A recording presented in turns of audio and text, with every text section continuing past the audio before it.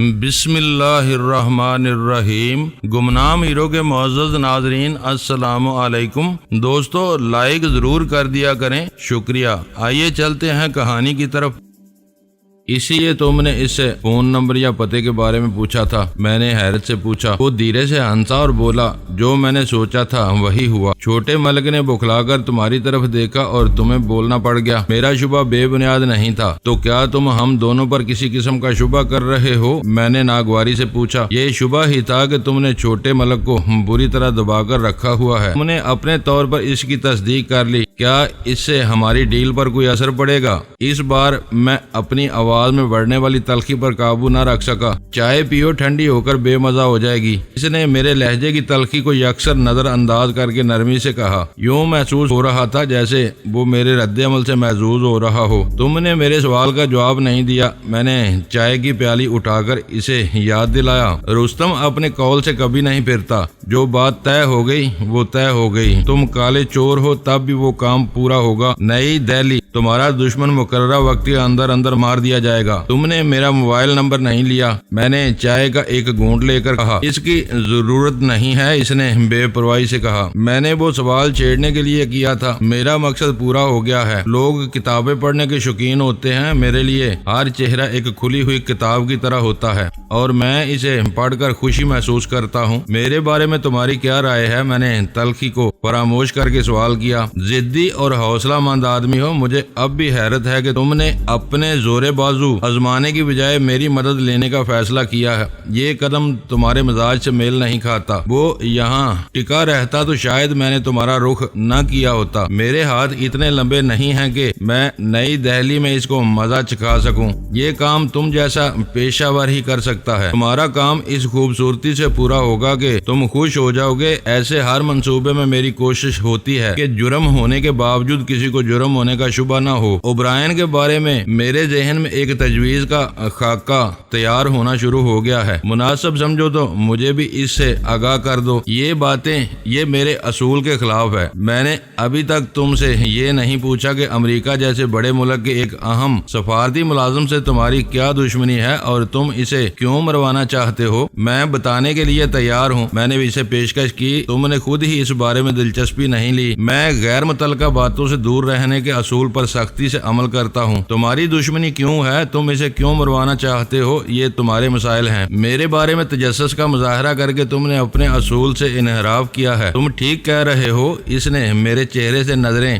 ہٹا کر دھیرے سے اعتراف کیا۔ میرا یہ تجسس بلا وجہ نہیں تھا۔ اگر تم اپنے اصولوں کے بارے میں اتنے ہی سخت اور کھرے ہو تو اب تمہیں تجسس کی وجہ بھی بتا دینی چاہیے۔ یہ جاننا میرا حق بنتا ہے۔ موقع پاتے ہی میں نے مطالبہ کر دیا۔ وہ لمحہ بھر کے لیے سوچ میں پڑ گیا، پھر فیصلہ کن لہجے میں بولا، تمہیں معلوم ہوگا کہ میں ایرانی نژاد ہوں۔ یہاں کی سیاست کے بکھیڑوں سے مجھے ذرا بھی دلچسپی نہیں ہے، جبکہ یہاں کے اخبارات سیاست میں لتڑے ہوئے ہوتے ہیں۔ میں اخبار نہیں پڑھتا، اپنا کام کرتا ہوں اور فاضل وقت میں اپنے بال بچوں میں مگن رہ کر گزارتا ہوں۔ اپنی چار دیواری میں مجھے دنیا کی ساری خوشیاں میسر ہیں۔ مجھے کسی ضرورت کے لیے باہر نہیں جانا پڑتا۔ وہ چند ثانیوں کے لیے خاموش ہوا تو میں نے اسے ٹوکا، تمہارا یہ تعارف بہت زیادہ قابل رشک ہے، مگر اس میں میرے سوال کا جواب کہیں بھی نہیں ہے۔ میں اسی طرف آ رہا تھا۔ وہ بائیں ہاتھ کی انگلیوں سے اپنے کان کی لو مسلتے ہوئے بولا، آنے جانے والوں سے مجھے باہر کی خبریں ملتی رہتی ہیں یا پھر ٹیلی ویژن کا خبر نامہ اپنی کہانیاں سنا دیتا ہے۔ تم نے اپنے شکار کے طور پر ایک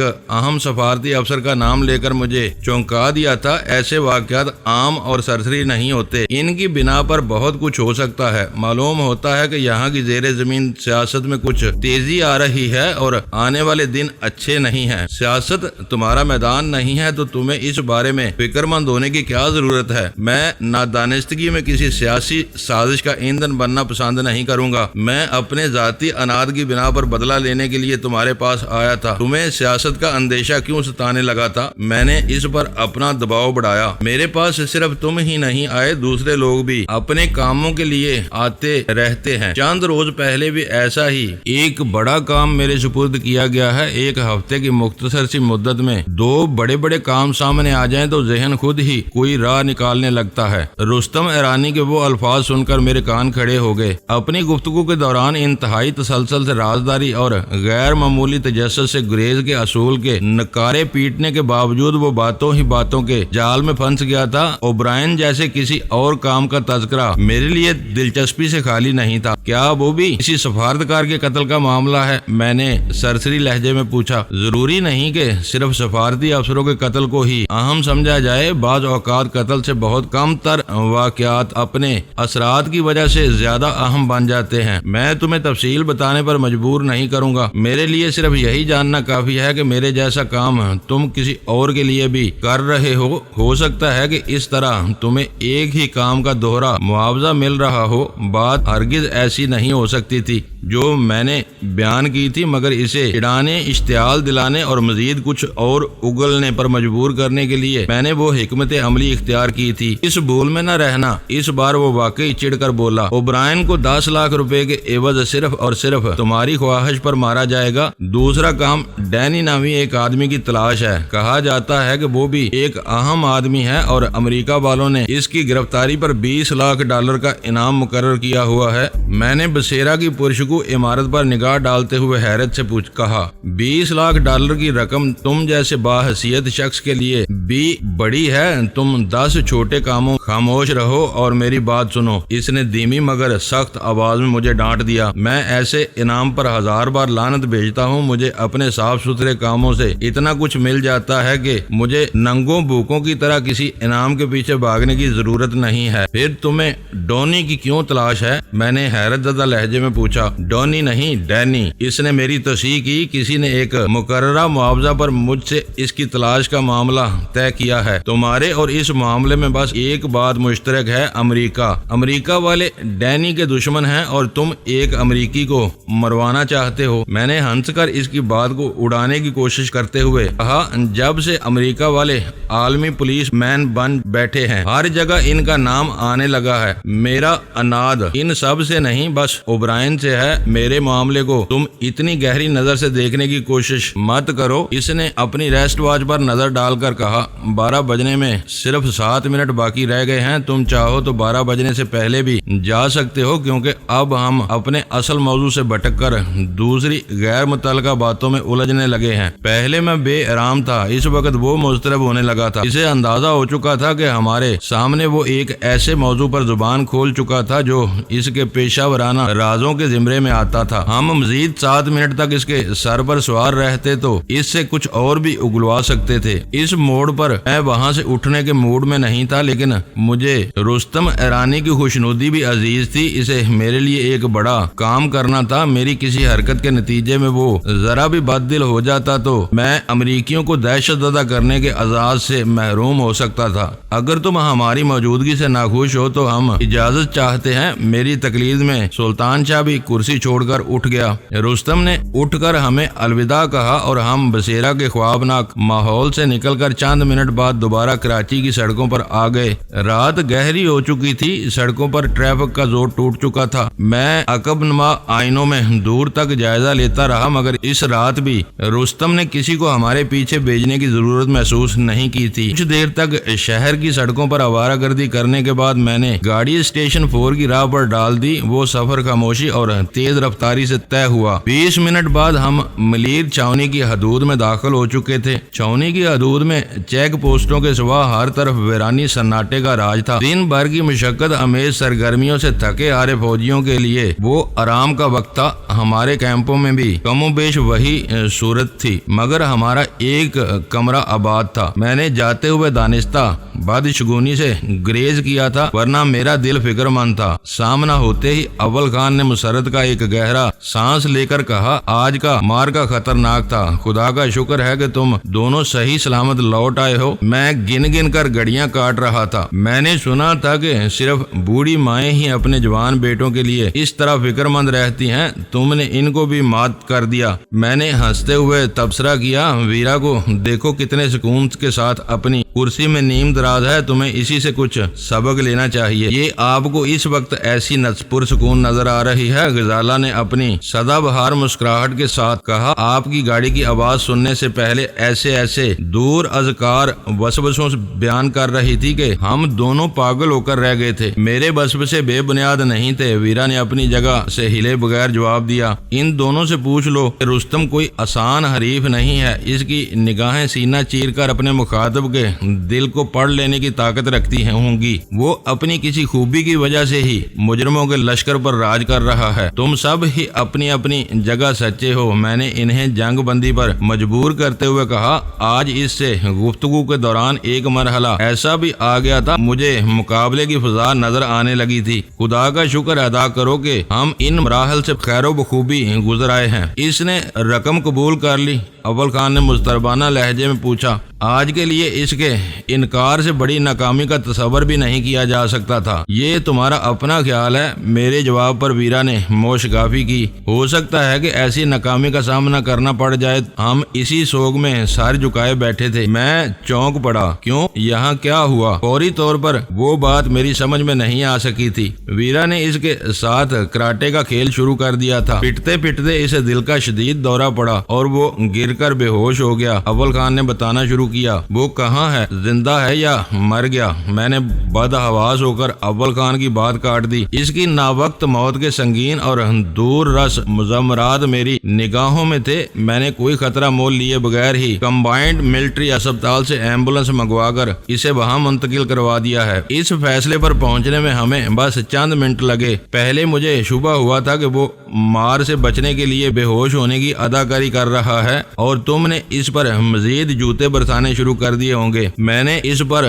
ملامت کی۔ میں نے جاتے جاتے تاکید کی تھی کہ فی الحال اسے زندہ رکھنا ہماری ضرورت ہے۔ بعد میں ویرا نے اسے ہاتھ بھی نہیں لگایا تھا۔ اول خان نے اس کی صفائی پیش کی۔ ویرا کی تیزی اور پھرتی کی دہشت سے اس پر دل کا دورہ پڑ گیا، ورنہ اس کی لگائی ہوئی کوئی ضرب جان لیوا نہیں تھی۔ موسیٰ نے میرے جوانوں کی اس سے زیادہ مار برداشت کی تھی۔ چلو اب سر بسجود ہو کر اس کی زندگی کی دعائیں مانگے۔ سلطان شاہ نے لقمہ دیا۔ رستم ٹیڑھے دماغ کا آدمی ہے۔ اس وقت موسیٰ کی لاش اس کے سامنے آئی تو وہ اپنی مرضی کے نتیجے اخذ کرے گا اور ہمارا کام ہوا میں معلق رہ جائے گا۔ اس کی فکر نہ کرو، وہ بہترین ہاتھوں میں ہے۔ میں نے امراض قلب کے شعبے کے نگران کو معاملے کی نزاکت سے آگاہ کر دیا ہے۔ اسے ہاتھوں ہاتھ لیا گیا ہوگا۔ خدا کی قدرت ہے۔ سلطان شاہ نے چھت کی طرف نظریں اٹھا کر کہا۔ 2 روز بعد جسے جہنم واصل کرنا ہے، اس کی زندگی کے لیے آج ہم سب پریشان ہیں۔ وہ جلد ہی خطرے سے باہر نکال لیا جائے گا۔ اسے چھوڑو اور رستم سے اپنے ملاقات کے بارے میں بتاؤ۔ اول خان نے اسے گھور کر کہا۔ رستم کے گھر پر باتوں کے سوا کچھ بھی نہیں ہوا تھا، مگر وہ باتیں خاصی الجھی ہوئی اور پیچ دار تھیں۔ اول خان کے لیے یہ بات حیران کن تھی کہ میں نے رستم کی زبان سے میجر بخشی کے دعوے کی تائید کروا لی تھی۔ اس توثیق کے بعد موسیٰ بہت اہم ہو گیا تھا۔ بہترین طبی امداد ملنے کے باوجود وہ جانبر نہ ہوتا تو پھر اس کی لاش کو کسی بے نام قبر میں دفن کر کے ہی ہم سکھ کا سانس لے سکتے تھے۔ موسیٰ زندہ رہ کر ہمارے لیے بے ضرر تھا، لیکن اس کی لاش سامنے آنے پر رستم کسی بھی رد عمل کا مظاہرہ کر سکتا تھا، اور اب ملنگ بھی اسی قدر اہم ہو گیا ہے۔ ویرا نے اپنی دانست میں ہمیں یاد دلایا۔ یہ نقطہ میں پہلے ہی سمجھ چکا ہوں۔ اول خان نے اس کی تائید کی۔ رستم نے اوبرائن اور ڈینی کے معاملات میں ایک یکسانیت کا ذکر کر کے خطرے کی گھنٹی بجا دی ہے۔ ڈینی کو اب بہت محتاط رہنا ہوگا۔ رستم کو اس کی بنک بھی نہیں ملنی چاہیے کہ وہ ڈینی سے ملتا رہا ہے۔ اب تم اپنی ساری کشتیاں جلا چکے ہو، ویرا نے براہ راست مجھ سے مخاطب ہو کر کہا۔ باقیہ رقم کی ادائیگی کے لیے پرسوں تمہیں رستم سے ملنا پڑے گا۔ یہ ساری احتیاط اسی وقت تک کرنی ہوگی، اس کے بعد ہم کوئی نئی راہ تلاش کر لیں گے۔ نئی راہ اختیار کرنے سے پہلے پرانے سوراخ بند کرنے کے بارے میں سوچو۔ ویرا نے مربیانہ لہجے میں مشورہ دیا۔ کل کا دن خالی ہے، ہم اطمینان سے گلشن اقبال والے مکان میں منتقل ہو سکتے ہیں۔ اس دوران میں تم ملنگ کو اٹھوا لو۔ ڈینی کے خلاف اس وقت وہی اکلوتا گواہ ہے۔ اسے راستے سے ہٹا دینے کے بعد میجر بخشی کے علاوہ کوئی دعویٰ نہیں کر سکے گا کہ کرنل جمال دستی کون تھا۔ یہ فتنہ اب ختم ہو جانا چاہیے۔ سلطان شاہ بولا۔ اول خان کا چہرہ اتر گیا۔ کل تم چاروں یہاں سے جانے کا فیصلہ کر چکے ہو، پہلے سے کوئی فیصلہ نہیں ہوا۔ میں نے جلدی سے کہا۔ ویرا نے ابھی بھی یہ بات چھیڑی ہے اور میں اس کی رائے سے متفق ہوں۔ کچھ عرصے کے لیے ہمیں STF سے دور رہنا چاہیے۔ ٹھیک ہے، اول خان نے قدرے توقف کے بعد کہا، تم سوچ سمجھ کر فیصلے کرتے ہو، میں تمہاری راہ نہیں روکوں گا، تم جب چاہو گے تمہاری روانگی کا بندوبست کر دیا جائے گا۔ ملنگ کے بارے میں تم نے کیا سوچا ہے؟ خاموشی سے سگریٹ سلگانے کے بعد میں نے سکوت توڑا۔ تمہیں اس سے دور رہنا چاہیے، میں خود ہی اس کا کوئی بندوبست کروں گا۔ اس بار یہ احتیاط ضروری ہے کہ ملنگ کے قصے میں STF کا نام نہ آنے پائے۔ موسیٰ یہاں موجود ہے، مگر تم ایجنسیوں کے استفسار پر اس کے قصے سے اپنی لا علمی یا لا تعلقی کا اظہار کر چکے ہو۔ اس مرتبہ بھی یہی کچھ کرنا ہوگا۔ میں جھوٹ کبھی نہیں بولتا، میں نے صرف اتنا کہا ہے کہ موسیٰ کو میرے آدمیوں نے نہیں اٹھایا اور یہ 100% حقیقت ہے۔ اس کے بعد مجھ سے کچھ نہیں پوچھا گیا۔ ملنگ کا معاملہ مختلف ہوگا۔ موسیٰ کی موجودگی سے تمہارے عملے کے بہت سے لوگ واقف ہیں، اب CMH والے بھی آگاہ ہو گئے ہیں، اسے کوئی بھی چیک کر سکتا ہے۔ کئی ایجنسیاں براہ راست سروسز سے تعلق رکھتی ہیں، انہیں تمہاری تکنیکی جھوٹ کی ہوا لگ گئی تو کیا ہوگا؟ ویرا نے سوال کیا۔ میرے آدمی صرف مجھے جواب دے ہیں، ہسپتال والوں کو صرف اتنا علم ہے کہ وہ STF کے بھیجے ہوئے ایک مریض کی دیکھ بھال کر رہے ہیں، کسی اور ایجنسی کو اس کے بارے میں تردد میں پڑنے کی کوئی ضرورت نہیں۔ اداروں میں ایسی ہم آہنگی نہ ہو تو ہر وقت محاذ آرائیاں ہوتی رہیں۔ ان معاملات میں تمہاری ثوابدیدی ہم سے زیادہ بہتر ہے۔ میں نے کہا تم مطمئن ہو تو ہم بھی مطمئن ہیں، بس تو پھر کل منتقلی کا پروگرام طے ہے۔ ویرا نے اٹھتے اٹھتے ایک غیر ضروری بات دہرائی۔ سورج طلوع ہوگا تو کچھ سوچا جائے گا، ابھی جا کر آرام کرو، میں نے ترشی سے کہا۔ دونوں عورتیں اپنے کمرے میں چلی گئیں تو اول خان بھی اٹھ گیا۔ میں نے حیرت سے پوچھا، تم کہاں چلے؟ کیا آج کی رات ہمارے ساتھ بسر نہیں کرو گے؟ میں کچھ کاموں میں الجھا ہوا ہوں، اس نے پھیکی مسکراہٹ کے ساتھ جواب دیا۔ جلد نمٹ گیا تو واپس آ جاؤں گا، ورنہ دفتر ہی میں کمر سیدھی کر لوں گا۔ وہ واضح طور پر اداسی کا شکار ہو گیا تھا، میں جانتے بوجھتے ہوئے بھی انجان بن گیا۔ اس وقت اول خان کو چھیڑنا خطرناک ثابت ہو سکتا تھا۔ ایک دفعہ ہم اپنے نئے ٹھکانے پر منتقل ہو جاتے تو وہ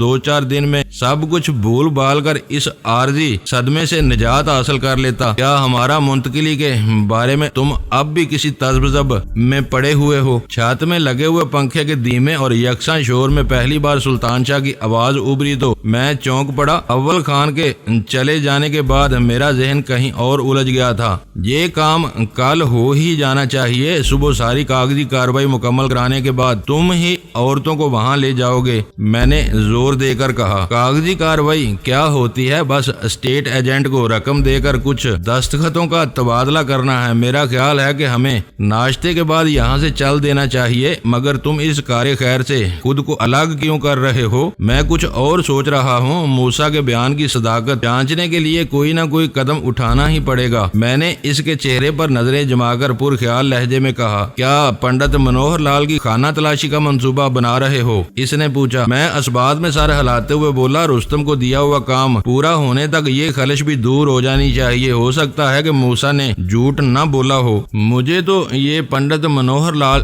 جواہر لال نہرو کا چھوٹا بھائی معلوم ہوتا ہے، بظاہر اوباش اور رنگین مزاج، لیکن اندر سے انتہائی کینہ پرور سازشی۔ وہ تبصرہ کرتے ہوئے اس کی آواز تحقیر آمیز ہو گئی تھی۔ اسے دیکھنا بلکہ کھنگالنا بہت ضروری ہے، مگر اس وقت نہیں۔ تم بھول رہے ہو کہ رستم ایرانی سے اس کے گہرے مراسم ہیں۔ موسیٰ کو اسی نے اس رستم کے پاس نوکری دلائی تھی اور اب بھی وہ ہفتے میں ایک بار رستم سے ملنے ضرور جاتا ہے۔ سلطان شاہ کی زبان سے رستم ایرانی کا نام ادا ہوتے ہی میرے ذہن کے بند ریچے واہ ہو گئے۔ میں اپنی رو میں بس ایک ہی سمت میں سوچے جا رہا تھا۔ سلطان شاہ نے ایک اشارے سے سارے امکانات روشن کر دیے تھے۔ جس طرح اوبرائن کی ہلاکت تک موسیٰ کا زندہ یا کم از کم پوشیدہ رہنا ناگزیر تھا، اسی طرح پنڈت منوہر لال کا بے فکر رہنا بھی ضروری تھا۔ اس کا کوئی بھی مسئلہ رستم کے سکون کو درہم برہم کر سکتا تھا۔ اس کے تفکرات میں الجھ کر رستم اپنے معمول کے کاموں سے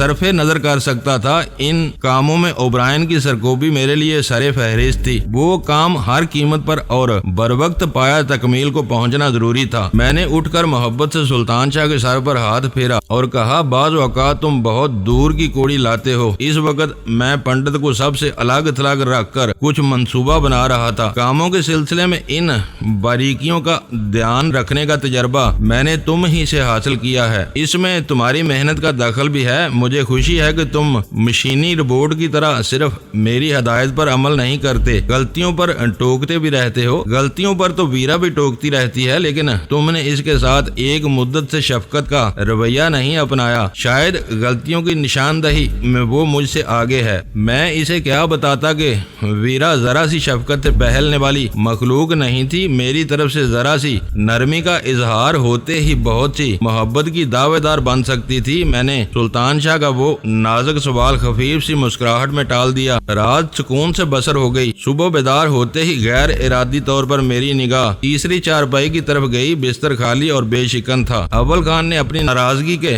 بھرپور اظہار کے لیے وہ رات شاید اپنے دفتر ہی میں گزار دی۔ میں اس کے لیے افسردہ ہونے سے زیادہ کچھ بھی نہیں کر سکتا تھا۔ وہ سب کچھ جانتے بوجھتے ہوئے بھی اپنی جذباتی طبیعت کے سامنے بے باس تھا۔ اسے اس کے حال پر چھوڑ دینا ہی اس مسئلے کا آسان ترین حل تھا، اور میں نے پچھلی رات سے وہی رویہ اپنایا ہوا تھا۔ ناشتے کے وقت وہ آیا تو شب بیداری اور اعصابی تکان کے آثار اس کے چہرے سے عیاں تھے۔ معلوم ہوتا ہے کہ تمہاری رات بہت مصروف گزری ہے۔ میں نے بہت نپے تلے الفاظ منتخب کر کے اس کی مزاج پرسی کا اخلاقی فرض ادا کیا۔ یہی سمجھ لو، اس نے پھیکی سی مسکراہٹ کے ساتھ جواب دیا۔ تمہارے لیے ایک اچھی خبر ہے کہ موسیٰ کی حالت اب خطرے سے باہر ہے۔ اسے بروقت طبی امداد میسر آ گئی تھی۔ اس کی موت اگر ہمارے ہاتھوں لکھی ہوئی ہے تو وہ ایسے 10 دورے بھی جھیل جائے گا۔ تمہارے نہیں، میرے ہاتھوں۔ اس نے میری تصحیح کی۔ تم چاروں تو آج جا رہے ہو۔ میرے دل میں چور تھا۔ میں مصنوعی انداز میں ہنس پڑا۔ ہمارے اور تمہارے ہاتھ ایک ہی ہیں۔ ناشتے کے دوران ہلکی پھلکی باتیں ہوتی رہیں۔ اسٹیشن 4 سے ہمارے کوچ کا معاملہ بھی زیر غور آیا، مگر وہ ذرا بھی گمبھیر نہیں تھا۔ ہم اپنی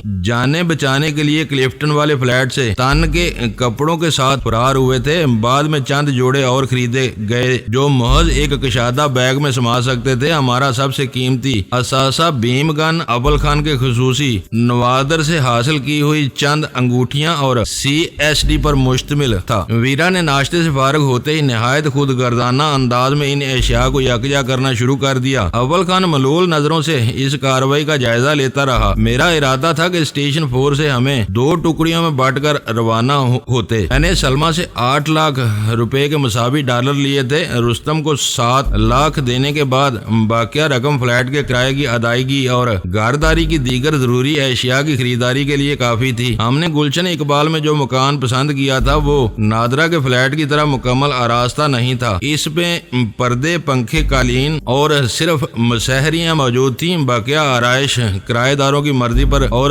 جیب پر چھوڑ دی گئی تھی۔ ویرا اور سلطان شاہ اسٹیٹ ایجنٹ کو پیشگی رقم دے کر مکان کا قبضہ لے سکتے تھے اور اپنی نگرانی میں گھر کی ضروری صفائی وغیرہ کروا سکتے تھے، جبکہ مجھے رستم ایرانی کو دینے کے لیے مزید رقم کا بندوبست کرنا تھا۔ دن میں جہانگیر اپنی فارمیسی پر ہوتا تھا۔ میں تنہائی میں سلمہ کا سامنا کرنے سے ہمیشہ گھبراتا تھا، کیونکہ ایسے مواقع پر وہ میرے لیے مونا لیزا سے بڑھ کر ثابت ہوتی تھی۔ اس ہولناک خلوت کا بہترین توڑ یہ تھا کہ غزالہ بھی میرے ساتھ ہوتی۔ ہم دونوں سلمہ سے لے کر براہ راست گلشن والے نئے مکان پہنچ سکتے تھے۔ یہ تجویز سن کر اور اول خان بول پڑا، یہ خیال رکھنا کہ اوبرائن کے سلسلے میں خرچ ہونے والی رقم تمہیں جلد ہی واپس مل جائے گی۔ میں ہنس دیا۔ مجھے معلوم ہے کہ تم 7 لاکھ روپے کے لیے اوپر بات کر چکے ہو۔ اب اس رقم کو 10 لاکھ کرنے سے شبہات پیدا ہو سکتے ہیں۔ کیسے شبہات؟ اول خان میری بات پوری ہونے سے پہلے ہی بڑک اٹھا۔ اگر رستم نے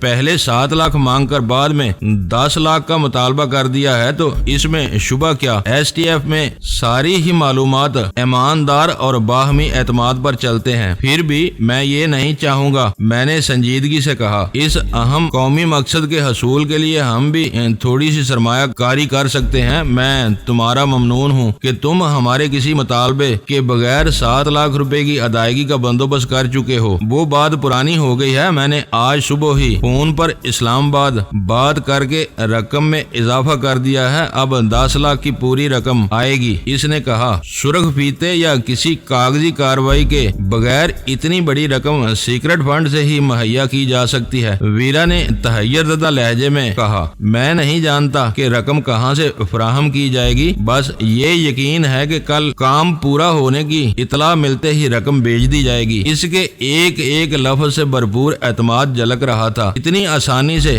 پورے 10 لاکھ روپے واپس مل سکتے ہیں تو مجھے کوئی عذر نہیں۔ مجھے تو یہ خیال تھا کہ آڈٹ والے ایک ایک پیسے کے خرچ کو شبے کی نظر سے دیکھتے ہیں۔ 3 لاکھ روپے کا اضافہ وہ ہضم نہیں کر سکیں گے۔ میں نے خوش دلی سے اس کی پیشکش قبول کر لی۔ ایس ٹی ایف کے خرچ کا کوئی آڈٹ نہیں ہوتا۔ اول خان نے میری معلومات میں اضافہ کیا۔ رستم کو 10 لاکھ تو کیا 10 روپے کی رسید بھی نہیں دے گا۔ وہ ٹھیک کہہ رہا تھا، بڑے بڑے غبن رسیدوں اور اندراج کے ہیر پھیر کے ذریعے ہی ہوتے ہیں۔ جہاں بات ایمانداری اور اعتماد پر چھوڑ دی جائے اسکینڈل کم ہی بنتے ہیں، کیونکہ ایسے اخراجات تصدیق غیر روایتی انداز میں سینہ بہ سینہ کی جاتی ہے جس کی کسی کو بنک نہیں ملتی۔ 11 بجے ہم روانگی کے لیے تیار تھے، لیکن 2 الگ الگ گاڑیوں کا بندوبست کر دیا تھا۔ ان میں سے ایک میں ڈرائیور موجود تھا۔ مقصد یہ تھا کہ ویرا اور سلطان شاہ کو منزل مقصود پر پہنچانے کے ساتھ وہ ہمارا نیا ٹھکانہ دیکھ لے اور بعد میں اول خان کی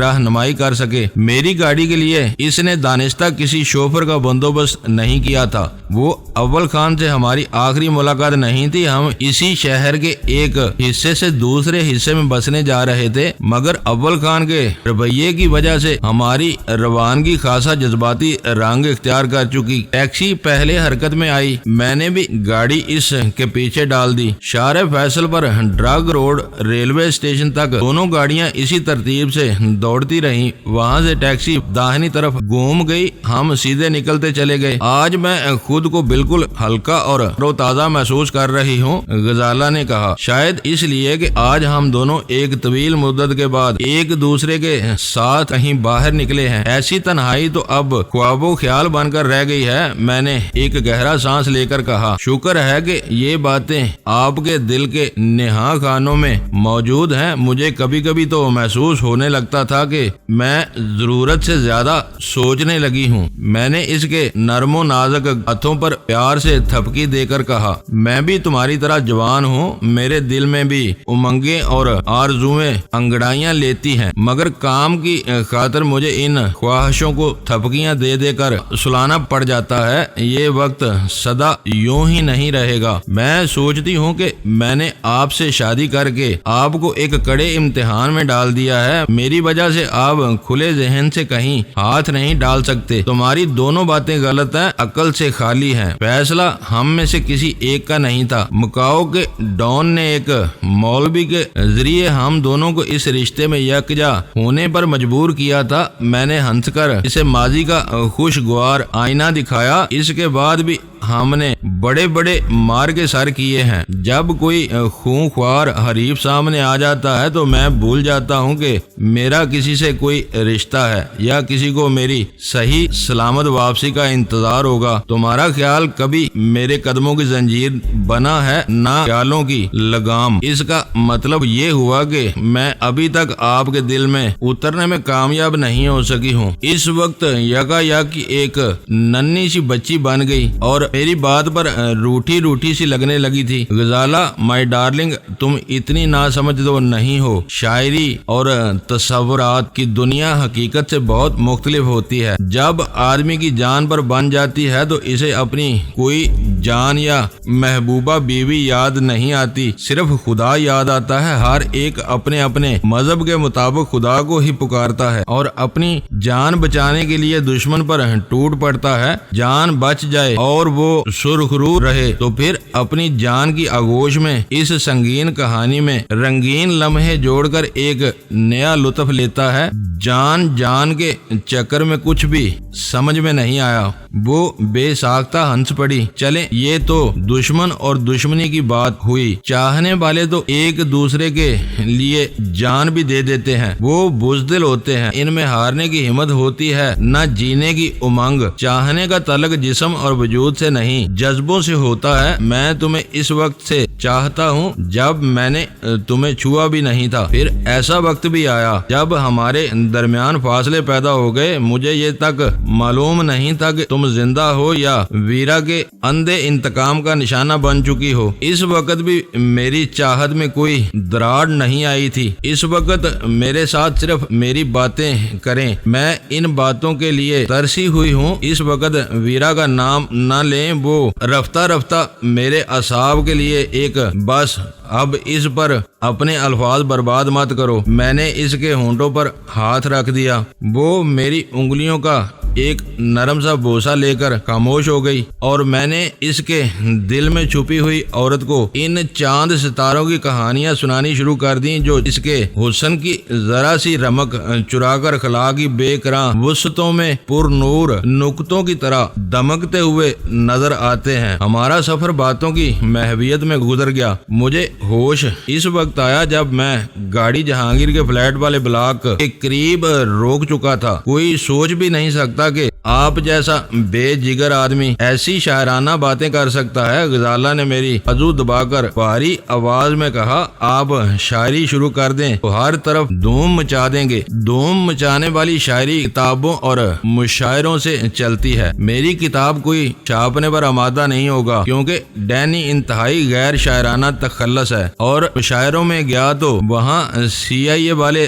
दावा बोलकर मुझे उठा ले जाएंगे। अमरीकियों को उर्दू शेर और शायर के कत्ल पर जरा भी नदामत नहीं होगी। गजाला हंसती हुई गाड़ी से उतर गई। जहांगीर के दरवाजे पर डोर बेल बजते ही वहां काम करने वाले बच्ची ने दरवाजा खोला, मगर इसके किसी सवाल से पहले सलमा खुद इसके पीछे आ मौजूद हुई। मुझे देखते ही इसके चेहरे पर मुसर्रत की एक अजीब सी हैवानी चमक दौड़ गई। इसने फौरन ही पूरा दरवाजा खोल दिया। पहले इसकी नजरें गजाला पर नहीं पड़ी थी। पूरा दरवाजा खोलने पर जब इसने गजाला को अपने रूबरू पाया तो इसके वालहाना अंदाज में यकायक तब्दीली आ गई और इसके बढ़ते हुए कदम रुक गए। ओह, तो आज तुम भी साथ आई हो। सलमा ने खुश खलकी का मुजाहरा करते हुए बोंडे अंदाज में गजाला का इस्तकबाल किया। रुक क्यों गए? दोनों अंदर आ जाओ। तुम दरवाजे से हटकर रास्ता दोगी तो जरूर अंदर आएंगे। मैंने एहसास दिलाया, हम दरवाजे पर मजाज पुरसी करने के इरादे से नहीं आए हैं। शर्मिंदा होकर इसने हमें रास्ता दे दिया। जीप मिटाने के लिए इसने मुलाजमा का हाथ पकड़कर इसे भी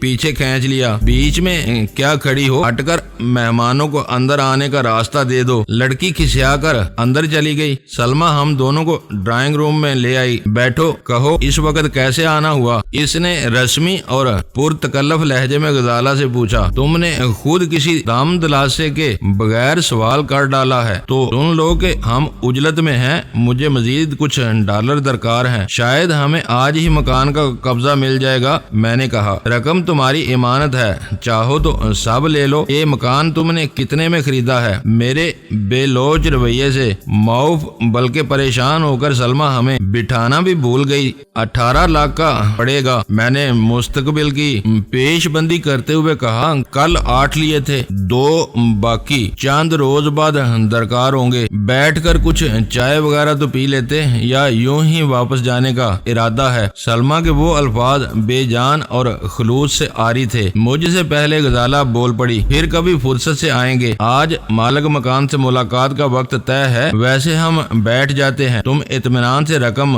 ले आओ। मैंने बैठते हुए कहा, मुझे डॉलर बता दो, रुपयों का हिसाब खुद करते रहो। सलमा ने रुखाई से पूछा। हिसाब मैंने रास्ते में ही लगा लिया था। मेरा जवाब सुनकर वो ड्राइंग रूम से निकल गई। इस वक्त सलमा कुछ उखड़ी उखड़ी सी नजर आ रही है। क्या कल कोई झड़प हो गई थी? इसके चले जाने के बाद गजाला ने सरगोशियाना लहजे में सवाल किया। कल तो ये किसी बुलबुल की तरह चहक रही थी। इसे जहांगीर से तगड़ा नाश्ता मिला है। मेरे हिसाब से इसे तुमसे लिपट जाना चाहिए था, मुझसे या आपसे। इसने अपनी बड़ी बड़ी आंखें मेरे चेहरे पर गाड़ के शोखी से पूछा। आपके बारे में वीरा गलत नहीं कहती। तुमने फिर इसका नाम लिया। मैंने इसे घूरा। इसके बारे में तुम ही ने कुछ कहा था। इसी वक्त बेला नामी मुलाजमा एक ट्रे में ठंडे मशरूब के 2 गिलास ले आई। लड़की पिछली रात मानूस हो चुकी थी। मैंने प्यार के साथ इसके हाथ से ट्रे ले ली।